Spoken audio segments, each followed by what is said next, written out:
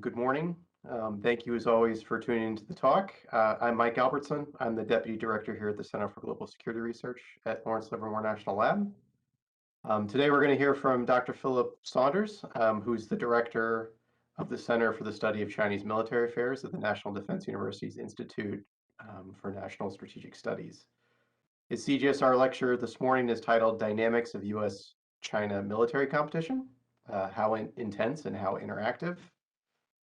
It's a wonderful topic because, of course, everyone in Washington, whether in the government or in the expert community, everyone at the various combatant commands, everyone in allied capitals, is focused on strategic competition with China, strategic competition with Russia, or strategic competition with some combination of both Russia and China.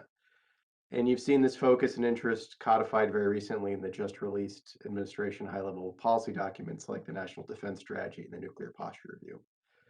And everyone is trying, after 30 years of the U.S. unipolar moment and the focus elsewhere, to remember what sustained military competition looked like. Numerous articles and books have been written about what to do next, what this will entail. A lot of people are looking back to U.S.-Soviet strategic competition in the Cold War for potential similarities and differences on what to do now. But a lot of this analysis is generic, right? We need to compete, we need to better integrate, we need to work more closely with allies, or it's pretty simplistic. We need to spend more in this particular sector, or we need to spend less time and money and energy in one region to focus on a different region. And of course, now things are more complex than during the Cold War. Not that Cold War competition with the Soviets was simple or easy as it looks now in retrospect, but we have potentially two peer nuclear adversaries to balance between. We have more domains and we have bigger bureaucracies in the United States to manage and steer. So we're very fortunate to have Dr. Saunders here with us today to talk through his analysis of U.S. China strategic competition, particularly how intense and how interactive the competition is likely to be. And I think this discussion will be useful for people here at the lab in framing the action-reaction cycle that takes place in U.S. strategic competition and how competition moves across various domains and various dimensions. So let me say a little bit about the speaker before we get started. Dr. Saunders is director, like I mentioned, of the Center for the Study of Chinese Military Affairs. He's worked there since 2004. He previously worked at the Monterey Institute for International Studies, where he was director of the East Asia Nonproliferation Program from 1999 to 2003. He conducted research at Princeton University in the Council on Foreign Relations and worked on Asia issues as an officer in the United States Air Force. He's co-authored and edited numerous books on Asian security issues, including 2021's The PLA Beyond Borders, Chinese military operations in regional and global context. And closer to home, he's a frequent panelist and contributor at CGSR workshops. Just in terms of ground rules, Dr. Saunders will deliver his remarks for around 30 to 45 minutes, at which point we'll open the floor up for discussion. Please raise your hand electronically. Please submit your questions directly to me in the chat function, so we can get the discussion rolling quickly once his remarks conclude, and I'll try to get as many of your questions and comments in as possible in the time allotted. Phil, thank you for being with us today. Thank you for being here in person here at the lab. Over to you for the remarks. I will attempt here to get your slides up on the screen. Great. Well, and it's a real pleasure, a special pleasure to do it here at Livermore. I have to thank Brad Roberts, who is traveling today, for being an inspiration, for encouragement, and for sometimes being a goad, which is something I asked him to do on this. This is a paper that I wrote for our annual PLA conference that we do with a Taiwan organization, CAPS, and with the RAND Corporation. And the intent is to revise it and publish it either as a book out of that conference or standalone if it has sufficient value and interest. And so I have to say two more things. So one of them is I apologize for being late. Our NDU computers are so locked down, they won't, in the name of security, that they won't, sometimes won't operate at all. And that proved to be the case this morning. And then second, to say that this paper was sort of a hard one to write. It was one I had been thinking about and just had trouble putting on paper.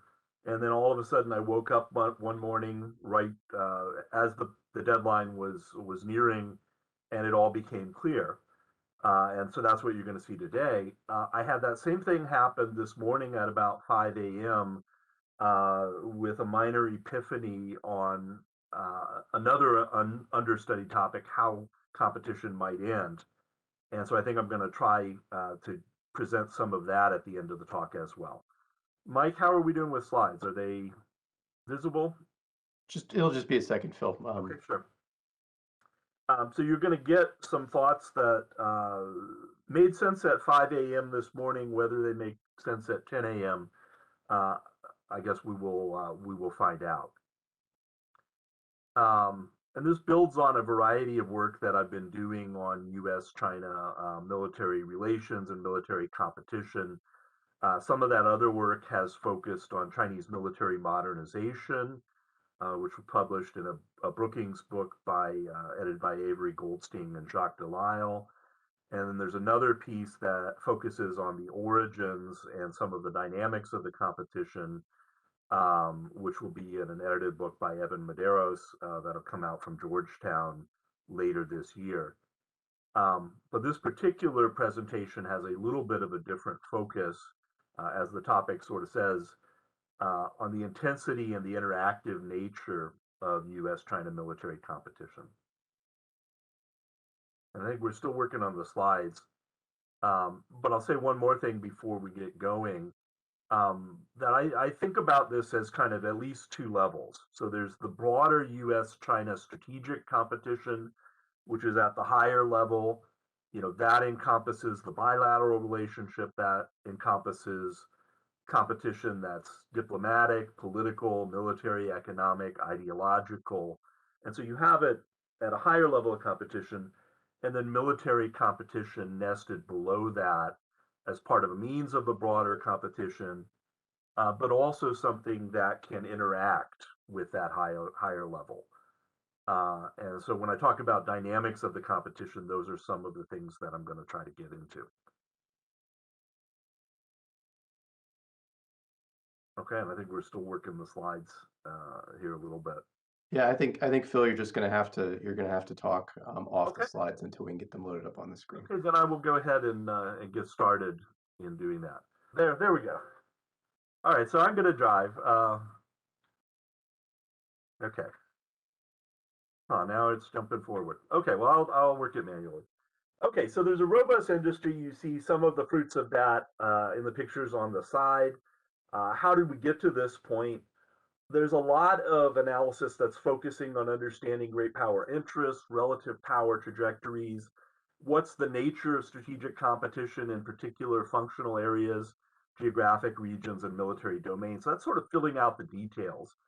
And some of it's also looking at the instruments of national power in different aspects of competition and the strategies that are being employed. So I would say there's some big picture analysis, but a lot of it is more limited and more focused. And we at National Defense University did our own take on this. We published a book in 2020 that looked at strategic competition in the US, Russia, China area, but a lot of focus on China as the most serious competitive threat. And when we did that, we described this in terms of 5 kind of arenas or dimensions of competition. A diplomatic competition for influence, both at the regional level and over global rules and norms. Ideological competition, so soft power competition, in terms of the appeal of values and performance of domestic systems. An informational competition, which is partly the ability to project and sustain messages, but also to have them positively received and believed. A military competition, which is what we're going to talk about today, and an economic competition for future growth and economic leadership, especially in high-tech sectors. Now this wants to keep going through. But with all of that,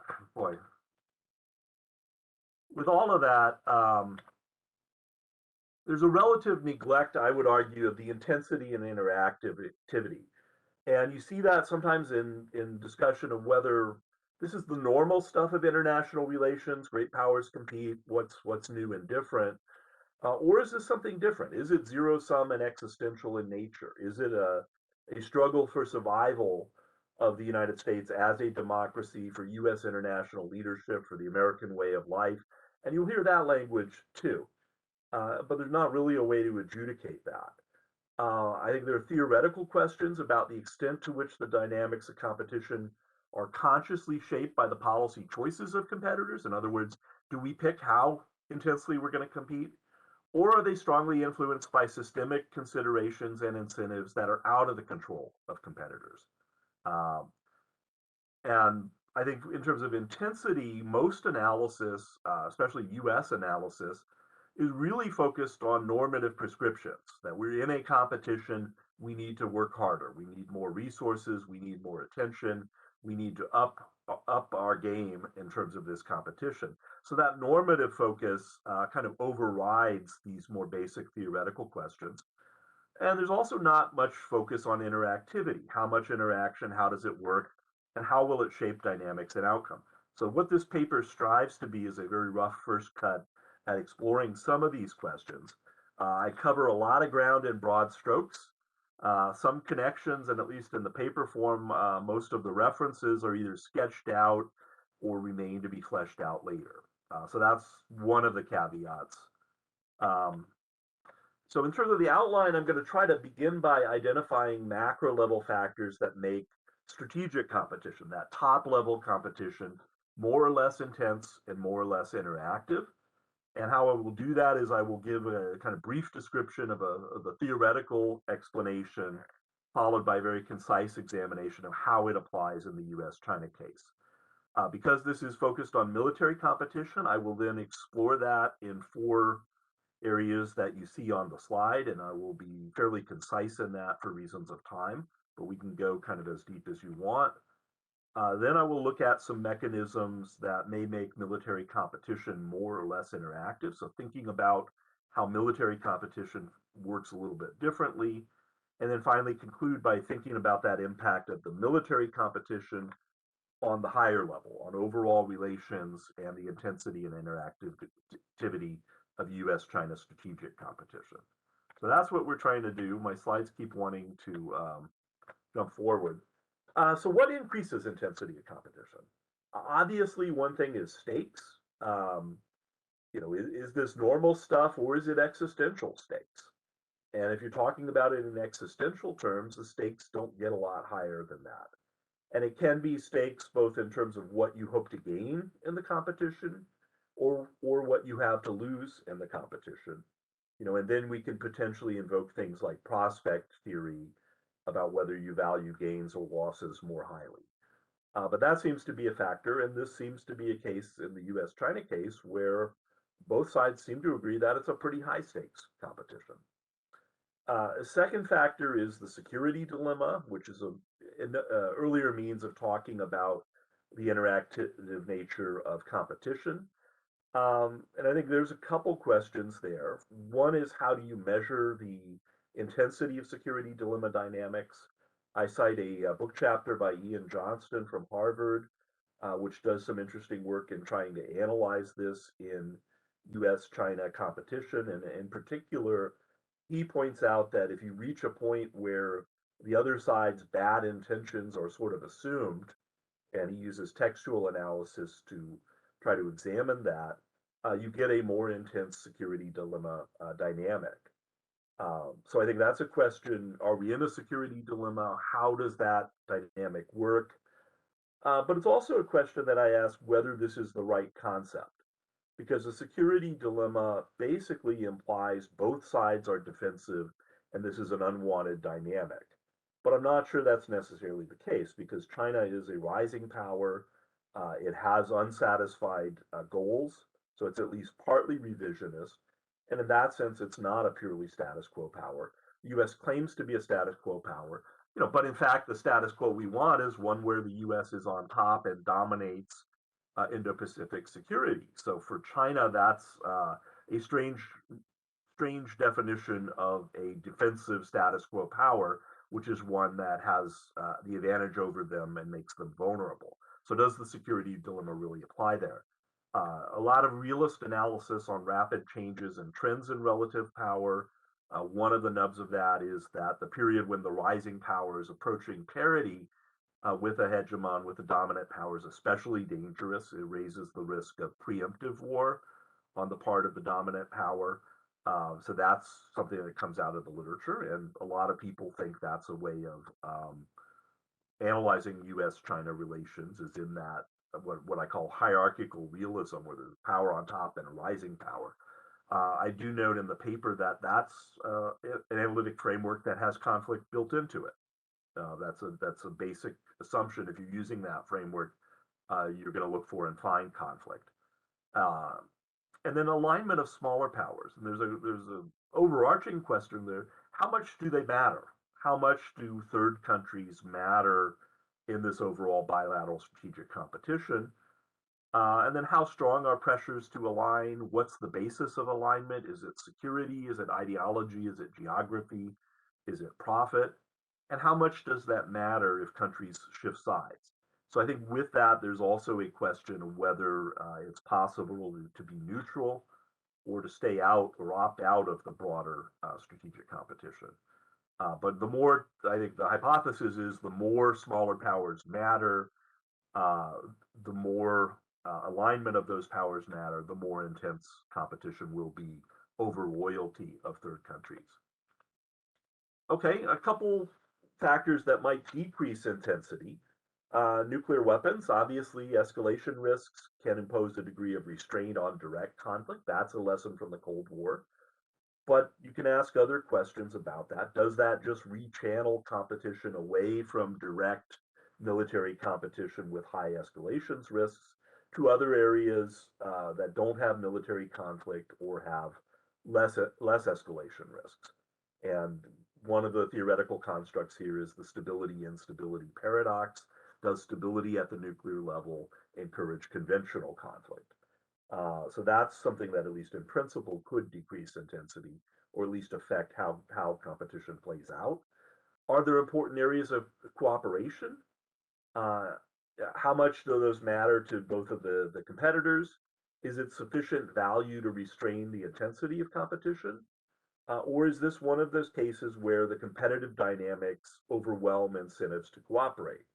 And here, certainly the U.S. and China do have common interests that would benefit from cooperation. We could talk climate change. We could talk dealing with regional proliferation, a number of specific issues, and economic cooperation, I think, is a special subset there.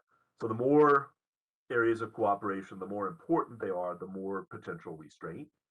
Of course, for economic interdependence, there's a big IR literature on how this can reduce conflict.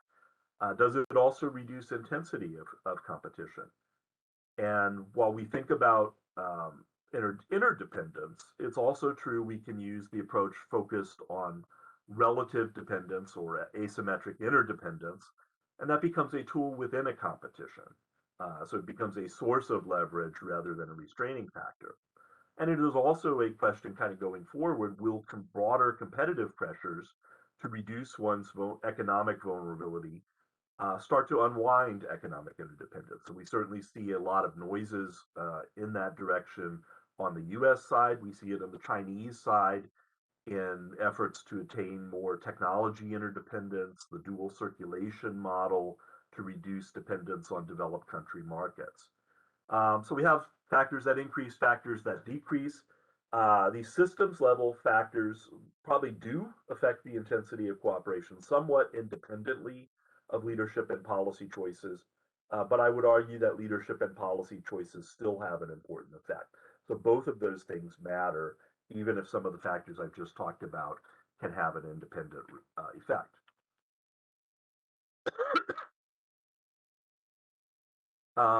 Okay, boy, this is my slides keep wanting to jump forward. The other area I talk about is interactivity, and is this something that one can analyze systematically? And so I try to look at a couple pieces of this. One is polarity of the international system, following structural realists, following Ken Waltz. But I think the intuition is that bipolar competition is likely to be more direct and interactive than multipolar competition. You have more of a focus on your adversary. You're watching what they are doing more closely and struggling harder for advantage. So that seems to me is a tendency to make a more interactive competition. And of course, that's a real world issue today. Do we think about uh, separate competitions with China and Russia? Do we think about them as on the same team? That's something we can talk about in the Q&A. But I think a lot of people see a U.S. China competition as the one that's likely to be most important, most influential, and most lasting, just because of China's power potential. Again, economic interdependence and globalization but this time as an interactive part. Is this a world of separate economic blocks, in which case there's competition between the blocks, or is it one where there's extensive economic interdependence and competition within one economy for global markets, for resources, for technology, innovation? And if it is that world of more interdependence, that involve more direct connections, and it ought to be a more interactive competition where what one side does affects the other. And then in terms of ideological competition, here we can delve into the realms of social psychology and ask the question, is each side's identity defined in opposition to the other? And if so, we would expect that to be a more interactive competition. What those folks are doing affects our ability to survive, affects us directly, and it's much more interactive. So those are looking at, again, some kind of external or objective factors. But you can also ask the question, is this degree of interactivity something that is a path-dependent emergent property of the system that can't necessarily be fully predicted in advance? So is it a endogenous thing that comes out of competition rather than an exogenous thing that can be analyzed in terms of these factors? Okay, so I'm shifting now a little bit to talk about kind of the arenas of U.S. China military competition. So we're delving down to that military level. And I will talk about them in terms of the four main areas that you see on the slide. So the first of that is what's happening at the operational level in the Asia Pacific. And we certainly have seen since I would argue about 2008, 2009, intensified Chinese efforts to strengthen their territorial claims, to strengthen control of disputed territory, and to start to shape the region. And the Chinese talk about that consciously sometimes. It is associated with a greater degree of both military capability, use of that military capability in the region, through exercises, through deployments, through military diplomacy, and a greater degree of transparency to sort of show off Chinese power and start to have a shaping effect on the region. So I think this is definitely an area where we've seen China step up its game over the last decade or more. And you see the United States that is responding to that. And I think especially over the last 5 years or so, that is starting to move beyond sort of routine freedom of navigation operations and reconnaissance activities, which have been taking place throughout, to more conscious efforts to try to demonstrate military capability and the U.S. will to remain engaged in the Indo-Pacific. And you can go back and see different pieces of that. You can see the Obama administration's rebalance to Asia. You can see an increasing number of U.S. exercises in the region. Often that is showing off capabilities in unique ways, such as multiple carriers. It is encouraging U.S. allies to do more in the region. But increasingly, that goes beyond asserting a right to freedom of navigation and is showing off capability and will. And that is aimed at sending a message to China. It's aimed at sending a message to the region as well. So I think that's one area. And of course, the consequence of that is the U.S. and Chinese militaries are bumping into each other. The U.S. is operating in China's exclusive economic zone. It's operating in maritime territories and air territories that China controls, that the U.S. regards as illegitimate. Um, and they're both trying to show off power for regional impact. And so that increases the chances of accidents, incidents, deliberate provocations, deliberate efforts to make a point. And of course, we've already seen the impact of some of that in previous things, like the EP3 incident in 2001, and a variety of incidents where Chinese Coast Guard ships or fishing ships have interfered with U.S. military platforms. So that's one aspect of it. And I think objectively, you would have to say that that area of competition has intensified over the last couple of years. A second area is conventional force modernization to try to gain an edge in a regional conflict. For the Chinese, this has been Taiwan. That's been their planning focus since the 1995-1996 Taiwan Strait crisis. They have made investments in anti-access area denial capabilities to try to contest the U.S. ability to project power into the region. They've also invested in their own advanced conventional platforms and their own power projection capabilities. And you see a U.S. military that's increasingly focused on this. And I would argue since, you can find pieces of this happening before, but it's really about 2015 that you really see a very clear U.S. focus on this in terms of military development activities, but also in terms of U.S. strategy and U.S. doctrine. And that, of course, is the year that the national military strategy and comes out in classified form, but even the unclassified form is clear about competition with China. And you're seeing that play out today as the U.S. military services, but also collectively, tries to find ways to gain conventional advantages. So all of the U.S. services are investing in new capabilities, exploring new operational concepts that'll let them operate inside an anti-access area denial envelope, looking at more distributed methods of projecting power, looking at multi-domain operations. But all of this is really focused on conventional force modernization and a conventional conflict within the Indo-Pacific, but especially over Taiwan. And that Taiwan case is sort of the hardest case for the United States.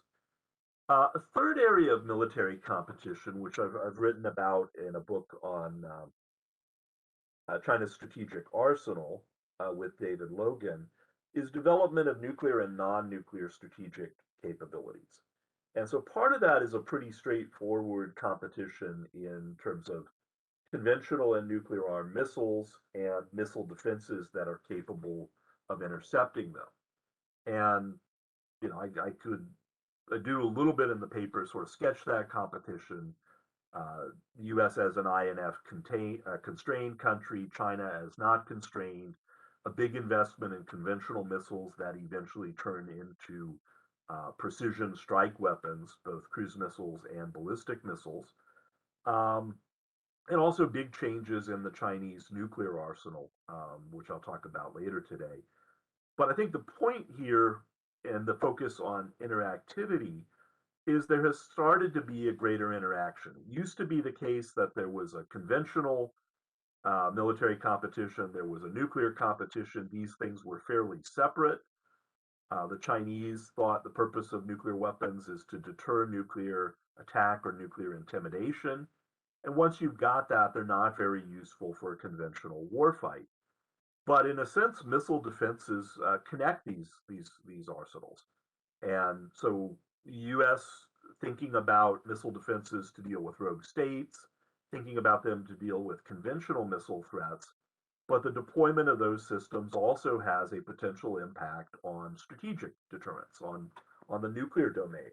And so I argue here and elsewhere that this is increasingly linked between the conventional military competition and the nuclear competition, and missile defenses are an important part of that link. And I think it's a one-way thing. We're not going to go back to the ABM treaty where we're willing to restrict missile defense capabilities because those are very relevant to conventional missions. Those are a key part of Chinese anti-access area denial capabilities, and we're not going to give up defenses against them. So that's an area where I see the competition as more intense and more interactive than in the past. Competition in strategically important space and cyber domains.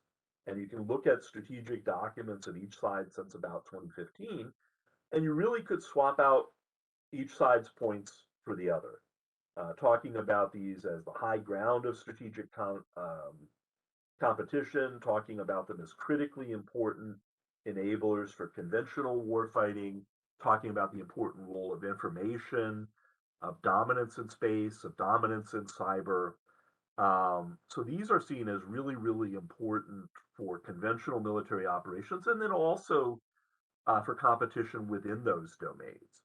So that adds kind of a new dimension to this competition, and it's fairly interactive. Even though I would argue, I will argue, that deterrence and warfighting may occur a little bit differently in those domains, and in particular, um, making the point that there's not necessarily clear counterforce advantage there. If you take out an adversary's space assets, that doesn't necessarily protect your own. If you take out an adversary's cyber or you launch a cyber attack on an adversary, it doesn't necessarily protect your networks. So that may also be an area where competition works a little bit differently. Then, kind of a more high tech dimension of this for developing new artificial intelligence and autonomous weapons technologies that really point the way toward future intelligentized warfare. That's the Chinese term for this. Both sides investing a lot in R&D in those areas. China doing this in a very formalized manner, and it's happening at the state level, at the national level. But certainly the PLA is very focused on figuring out how to use these technologies for military advantage. The U.S. is also experimenting and exploring a lot in this area. Um, and to some degree, that's a competition for advantage, both sides looking closely at what the other is doing. And then the fourth thing I've added to this, so relative, talked a little bit of, well, within this is integrated deterrence and multi-domain operations. So really thinking about how to use capabilities together synergistically to turn that into a source of competitive military advantage, and to figure out how to apply that. And of course, that is a centerpiece of the new national defense strategy, a summary of which has been released. But it's again something that goes back, 5 or 6 years. You can really see this thinking, and China doing the same thing in the 2020 NDU version of Science of Strategy.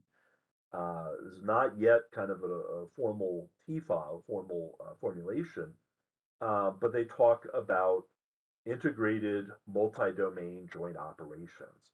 So putting that multi-domain piece in there. And of course, here at Livermore, Brad's done a number of conferences focused on this. And then a fourth area, competition for influence in third countries, especially the military piece of it is over military alliances, to preserve them, to establish them, to undermine them, to erode them on the Chinese side, strategic partnerships, which are a more ambiguous form of relationship, and base access. And what types of base access, what can you do from those bases? Can you conduct combat operations for them? Are they just for logistics purposes that enable presence? But I think this is an increasing area of U.S. China military competition.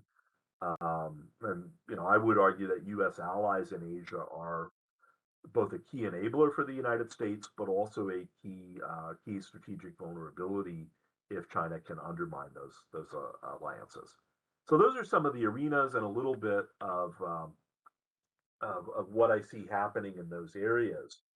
I want to turn then to another part of the paper to talk about 6 mechanisms of military competition. And these, I guess, could be read as hypotheses about how military competition works, and they're not necessarily mutually exclusive. But I think they do get at the nature of competition in the military domain. So one of these, of course, is use the stuff you have more effectively than the adversary. And traditionally, that's been in the modes of quantity and quality of weapons. In other words, hardware that is readily observable, and at least you can think what it can be used for and what its capabilities are.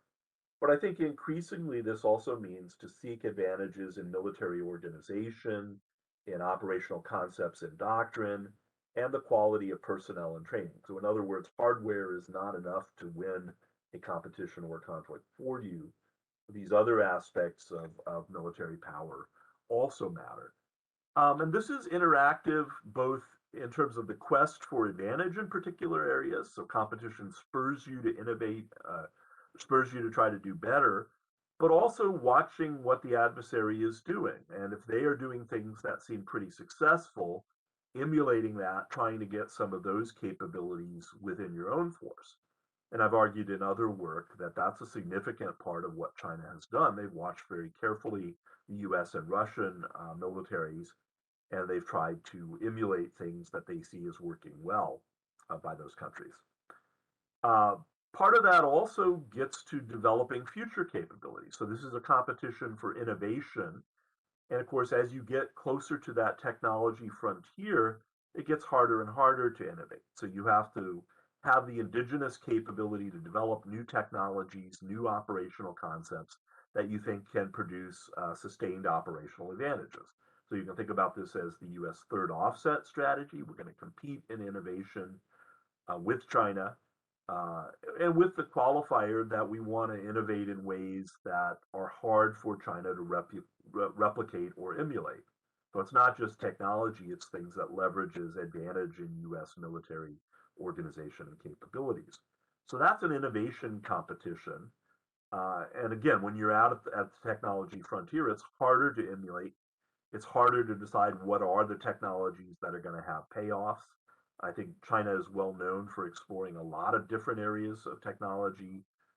Um, but where do you put your chips? What are the ones that are going to have big payoffs? Um, then the efforts to counter adversary capabilities and strategies. And this is highly interactive by definition. What is the other side doing? What are the capabilities they have? What are the things we can do to counter them? And it's probably best thought of in terms of particular, types of systems and strategies.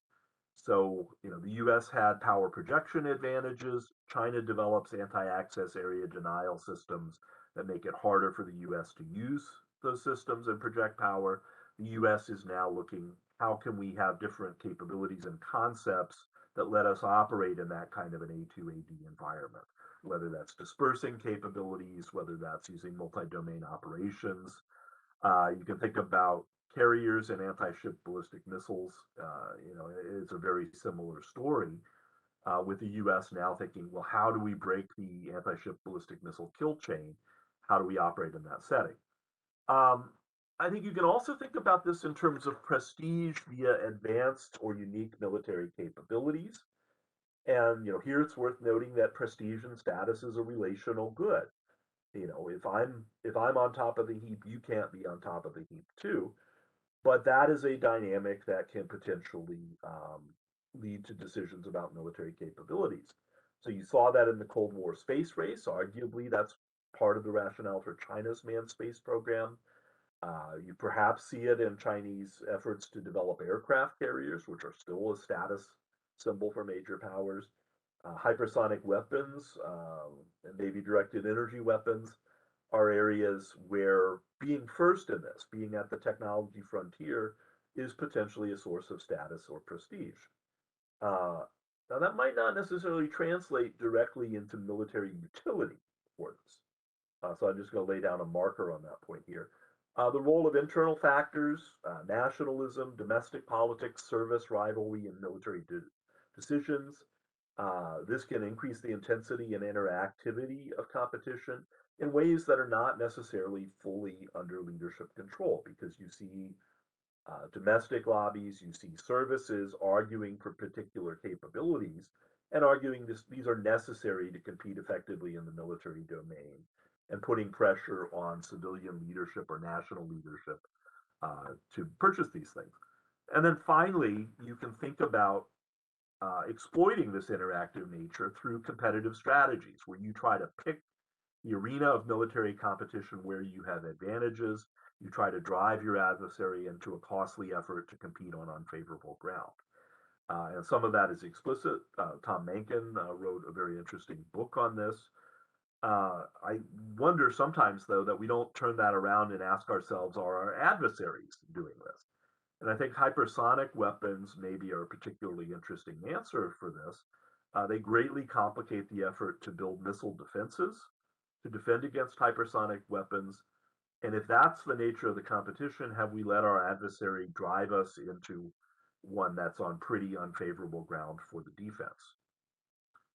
Okay, just one or two slides more here, um, and then the bonus point. So, having kind of laid out this argument, um, the mechanisms I've just talked about operate at the level of specific military systems and specific types of operational campaigns. They're inherently interactive in that militaries seek to build capabilities that can prevail against an adversary, and they know the adversaries will seek to develop countermeasures to reduce the effectiveness. I think the nature and degree of interaction may vary in particular areas, and it's an interesting question to ask whether this is best conceived of as a quest for symmetrical advantage. Do I need to be ahead of you in hypersonic weapons because that gives real military advantages? Or is it better thought of in offense defense competition terms? Do I need my missile defenses to be able to counter your penetration aids, for example? So uh, I personally think the offense defense way is a better way to conceive of these kind of competitions. But I will also note that a lot of the time you see advocates of particular systems saying China has an advantage in hypersonic weapons. We need to invest in hypersonic technology to match what they are doing. So that implies a symmetrical kind of competition, rather than we need to invest more in missile defenses because that task just got a whole lot harder. So I just wanted to flag that as a question, and you can sort obviously some of the arguments according to some of this criteria. I think intensity varies depending on how important the capabilities are to overall victory or defeat in a potential conflict. So is this a critical area of competition or is it a less important one? And one of the points is that there may be internal dynamics which are not strategic, are not rational, where prestige or status or internal factors have the potential to divert resources from more productive military investments. So it's not necessarily a rational competition where you can optimize. And then finally, to make the point that successful military approaches that generate significant operational advantage can potentially have a significant impact on the higher level strategic competition. Um, Oops. So going to my conclusion slide here, I guess before I get to that, I will give you my 5 a.m. insights. And this is something that had been percolating in my mind with how little discussion there is of the end state of strategic competition.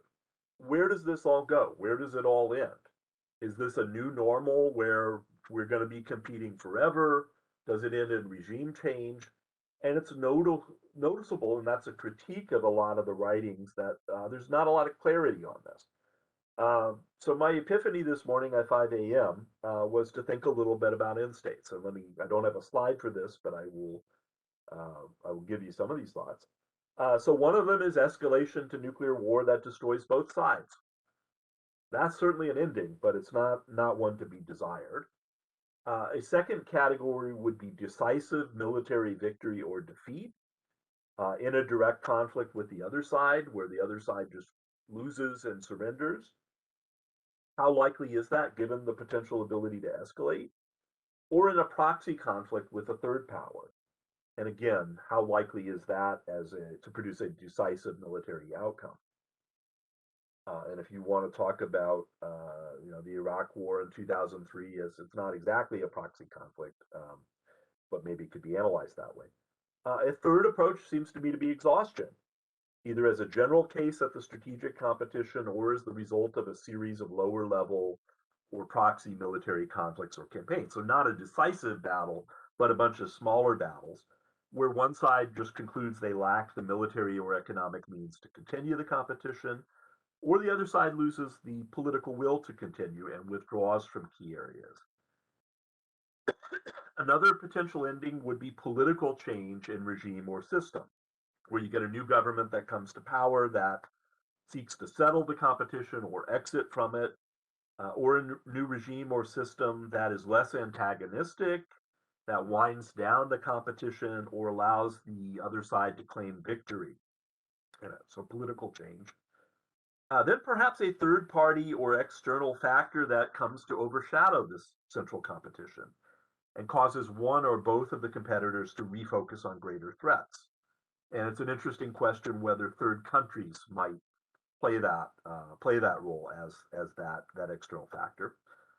Finally, settlement, where both sides define what are their goals in the competition, view each other in less existential terms, and come to some kind of agreement. Maybe one side seems to win more, but both claim to have achieved goals. So those are the end states I could think of, and then one considers the opposite. What if this is indefinite or infinite competition? What are the things you would need to have that? And I guess that would be escalation risks need to limit the conflict and prevent a decisive victory, so you don't dare to fight to win.